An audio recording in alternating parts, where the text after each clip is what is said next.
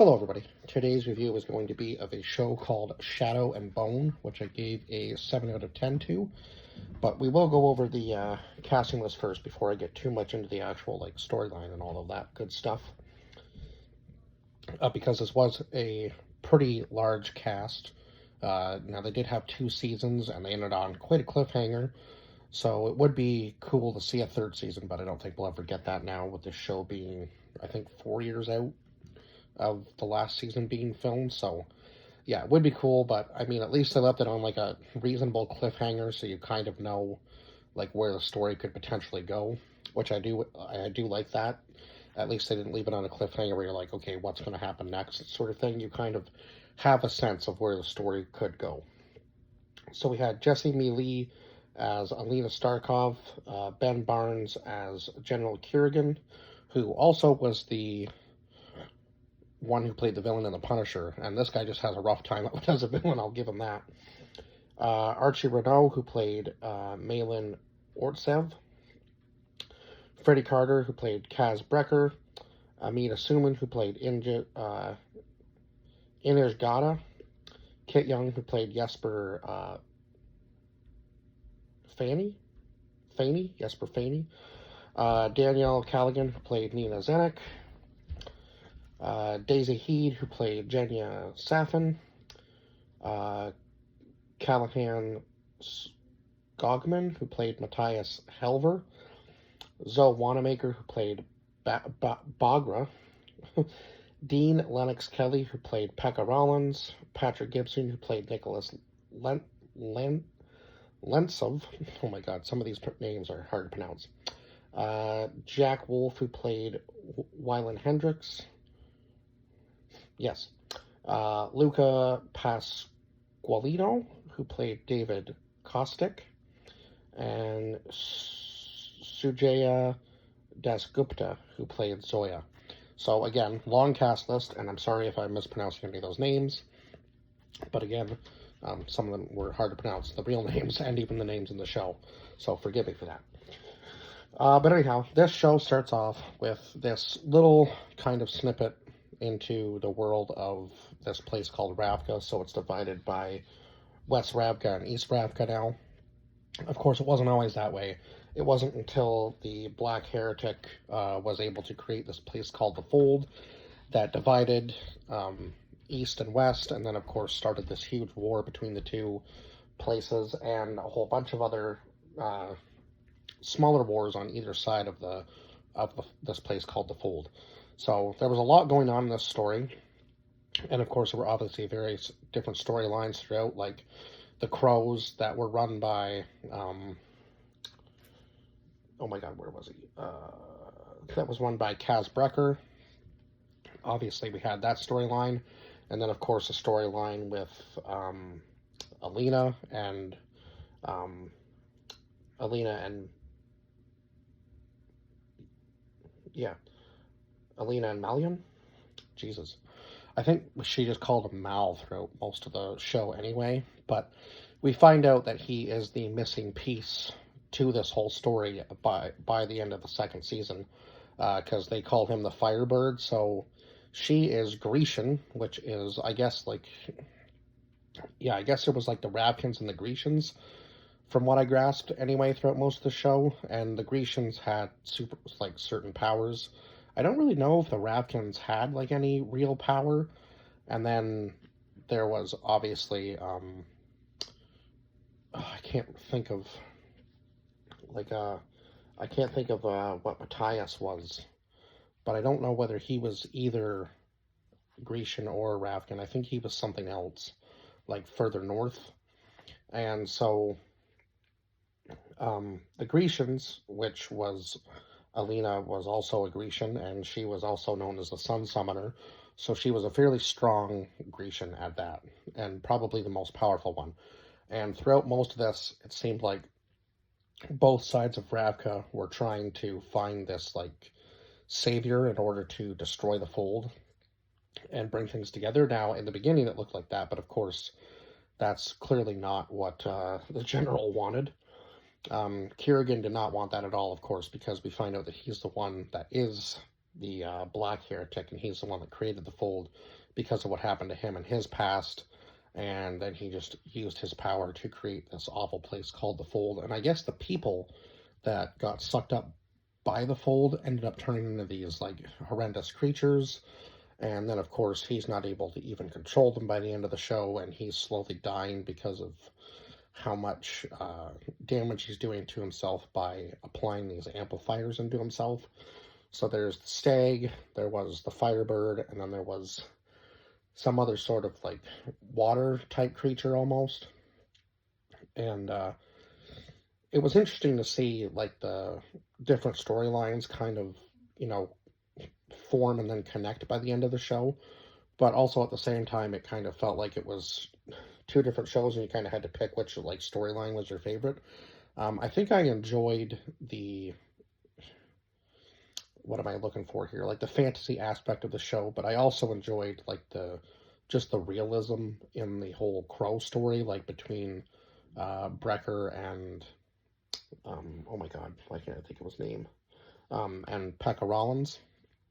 I really did enjoy that show, that storyline, and of course, I think Jesper was my favorite character. Just, I don't know what it is about like the whole like gunslinging thing, but I like the fact that he was able to just not miss a shot, and of course, that was because he also had certain powers as well. And they lived in a place called, was it Catadan?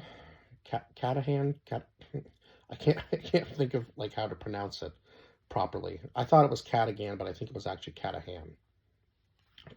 You can correct me if I'm wrong, but I think it was pronounced Catahan or Catadan.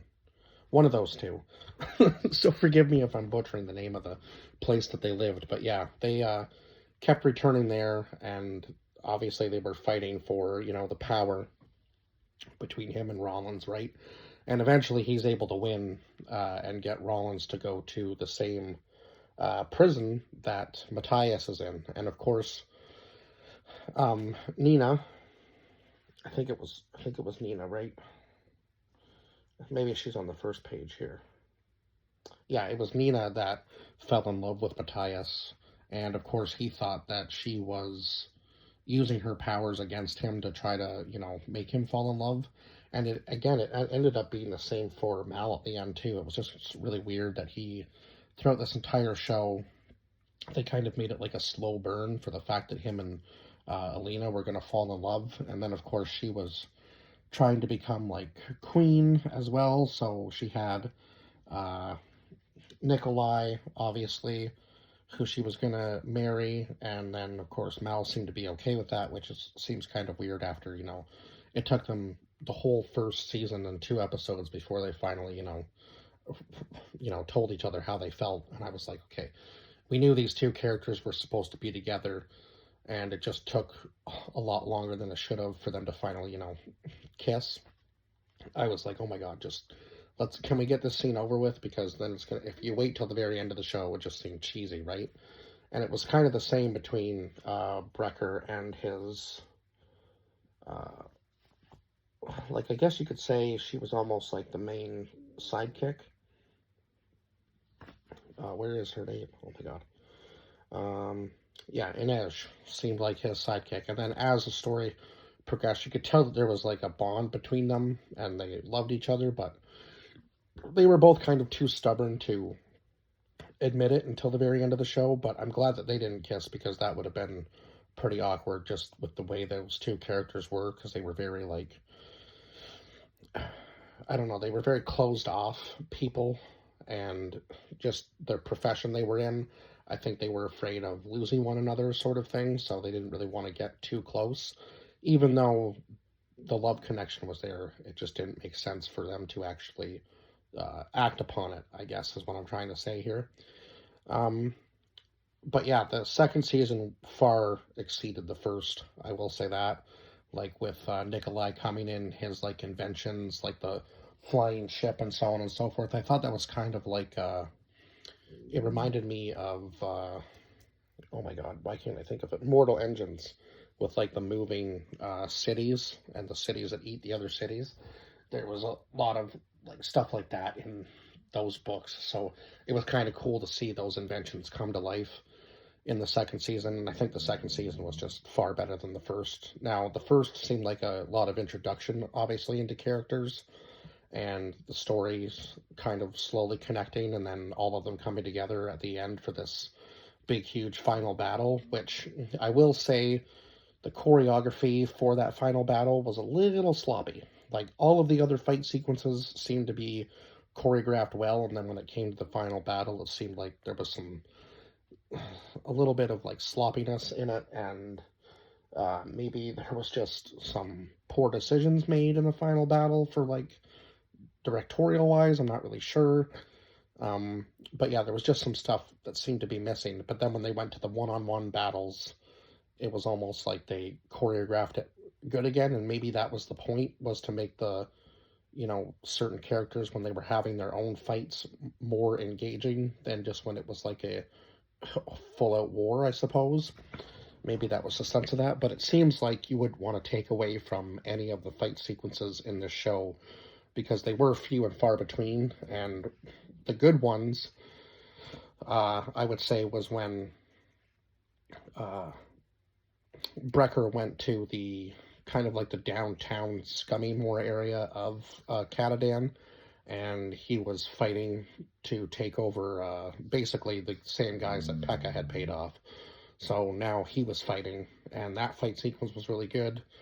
The one fight sequence in the final battle with the brother and the sister character, that kind of seemed secondary, so I didn't really write their names down because I felt like they were there, they were important, but they weren't really like a mainstay character in the show because they were only there for a very short period of time.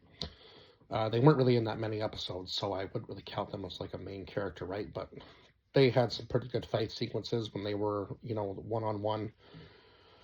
And obviously all of the, artifacts that they had to find throughout the show, the crows, I really think their storyline was a lot more engaging than Alina's, even though she was supposed to be the main character. And I did feel a bit bad at the end for General Kirigan, just because he was only doing what he felt was right, even though he was obviously taking the wrong path. And he even said, like, once she had him once she had him dead, he said, make sure there's nothing left of me, right? And it was kind of odd because it seemed like Nikolai at the very end of the show was going to end up with the powers, but then Alina also showed signs that she had the darkness in her as well. So, and then she lets out like a little bit of a smile at the very end of the show. So I was like, okay, maybe, maybe after all this time, General Kirigan was right about you, and you're going to live obviously much longer than most of the people you're around. So,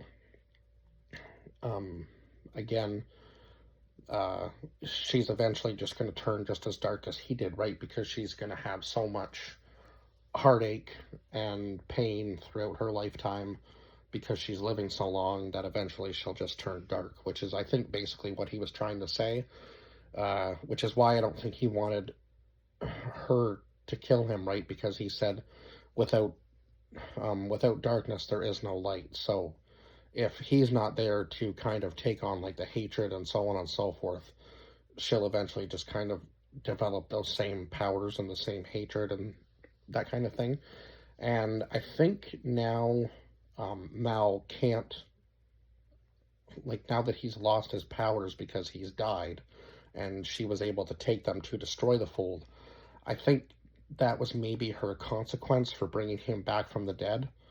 Don't quote me on that, but there was somebody who said that, that comes with a consequence. Oh, yeah, it was Kirigan's mother, Bagra, who said that. She said, don't use your powers for that reason, because there will be consequences to it. So I feel like maybe the dark power within her was the consequence to bringing him back from the dead. I'm not really sure about that, but that could be the thing.